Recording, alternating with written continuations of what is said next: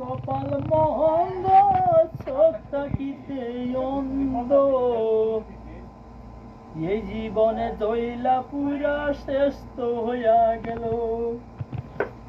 আরে আমার বাগুন, আরে বাগুন, আরে বাগুন, বাগুন রে, কেরে তো শাস্তি দিলি রে বাগুন? সমস্যা হয়েছে কি, বাগুন নষ্ট হয়ে গেছে বুঝছেন, এখন এটা ফালাই দেওয়া যেত না।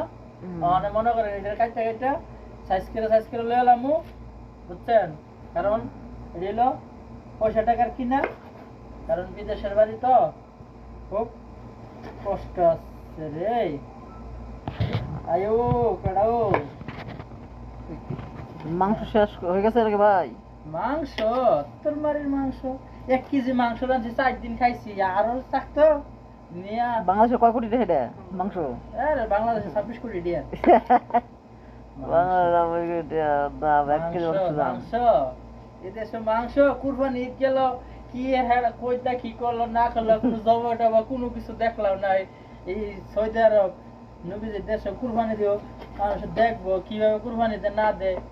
আর বাংলাদেশ দেখছেন নি, মানে কুরবানি দিয়া মাংস বিলাইয়া দিতে আছে, গরিব দুঃখীরা দিতে আছে, আর আমরা হালাল কপাল পুরা একটু মাংস চেহারাও দেখলাম না। এত্তর মারের বিদেশ, এটা বিদেশ কয়।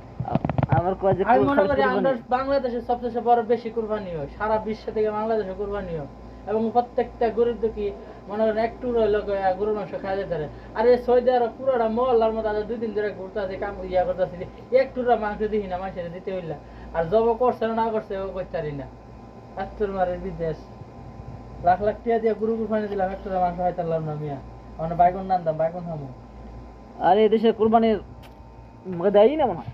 দে দে দে আতিকা থেকে একটা ছাগল দে, ওই যে হুন্দুরের ভিতরে কি যাবো করে, হুন্দুরের ভিতরে থেকে কি করে 3 ফাল্টা করে খাওয়া শুরু করে, আর কিছু করে না। বুঝলি, এই হলো বিদেশ। আরে দেখ না আগো অভিশাপ দিছে গো, দেখি দাও। আগো মিষ্টি কুমড়া, মিষ্টি লাগাছে গো। আরে আরে বিদেশ রে, কি একটা বিদেশ কি বলে জানে রে, বিদেশ বিদেশ রে কি বলে জানে রে। বিদেশ আইরে বিদেশ গো, আয়া বড় খালি আয়া কাল খাও না আয়া বড় লেওরা খাউন, এই যে সারা ফসা কান্দা খাউন লাগে, ফসা কান্দা মানে এই তাহলে বিদেশ আইতে গেছে। কি কইয়া বিদেশ আরে কত দোস্ত পাসপোর্ট বানায় লাইছি, বিদেশ যাবো গা।